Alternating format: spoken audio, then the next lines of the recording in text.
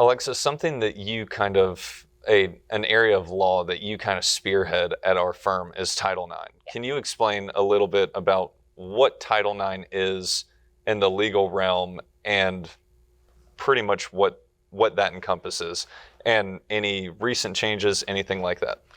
All right, let me break it down a little bit for you because that was a lot in one question. Please do. Okay, so Title IX is part of the Educational Amendments of 1972, and what it does is it basically controls educational institutions of higher learning, colleges and whatnot, and makes it to where they have to investigate allegations of sexual harassment and sexual discrimination. So basically, of course, you can't discriminate against anybody based on their sex, and it really pushes that down to universities and colleges and whatnot, and requires certain steps for sort of prosecuting those things in the university setting. Mm-hmm. So and it's not just sexual harassment. So sexual harassment would mean things like rape, Mm-hmm. Sexual assault, things like that, but also bullying and whatnot on the base of sexual discrimination. Mm-hmm. Cases that I've had more recently than anything else have been the sexual assault type cases. Mm-hmm. Even stalking type things where one student is alleged for misconduct for essentially giving unwanted attention to a person of the opposite sex that really had already made it clear they didn't want that attention. Mm-hmm. So what happens is there's a section of the school that basically investigates these things. They're not police, but kind of, we can call them like their investigative arm of the Title IX whole subsection. And what they'll do is they'll conduct an investigation into the allegations, and ultimately they're going to make a report and they'll talk to witnesses just like the police would do if they were investigating any other type of allegations, and they'll make recommendations to the school on what should they do about Mm-hmm. it, right? There's a lot of options. So it used to be that if there was an allegation, it was investigated, they made a determination, this is what was going to happen. And unless the respondent, so the alleged, not criminal, but Perpetrator, there you go, that's a good word. Unless the perp asked for a hearing, Mm-hmm.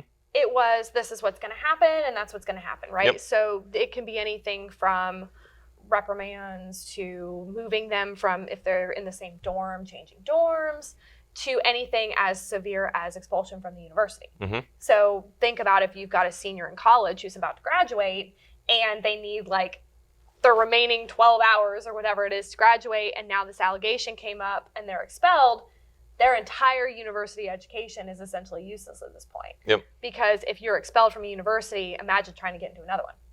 So in 2020, well, let me back up. So what used to happen was they could consult, the respondent perpetrator could consult an attorney to help them prepare for a hearing if they asked for a hearing after the recommendations from the investigation came down.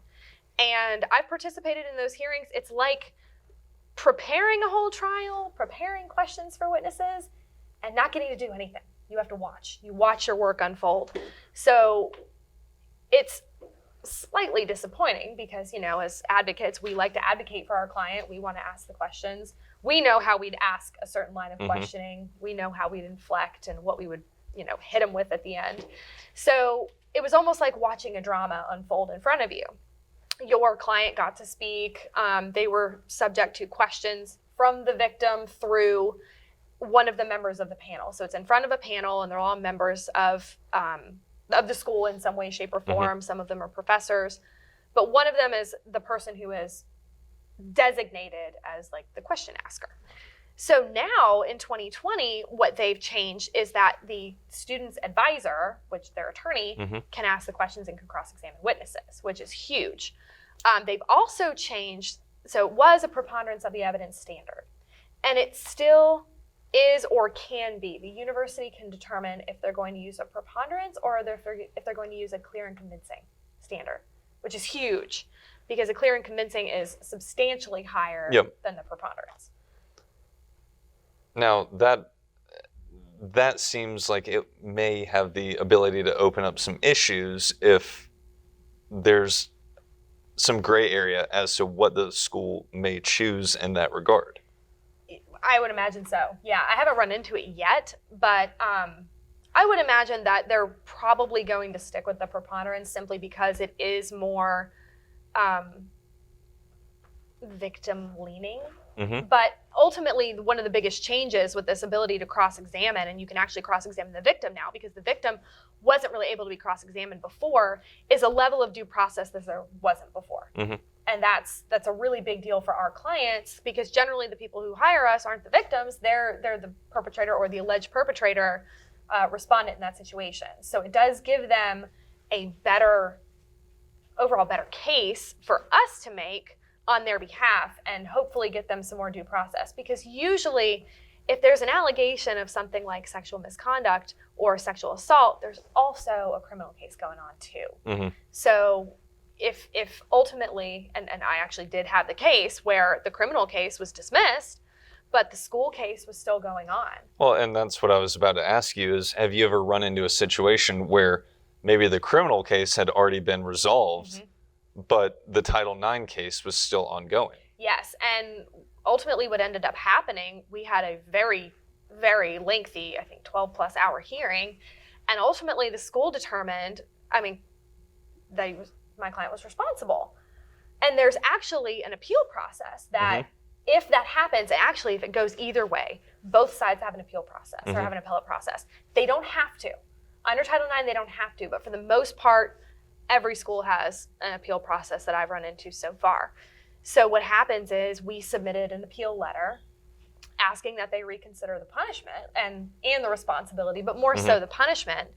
That got a little more lenient. And so we appealed again, because there's a two-step appeal process. We appealed again, and actually I made the argument that at that point they were going to suspend my client for a period of time. He'd already been suspended for 18 months. So I kind of made the argument that he should get credit for time served, and it worked. Yeah. So ultimately it worked out really well, and he ended up finishing his education and graduating.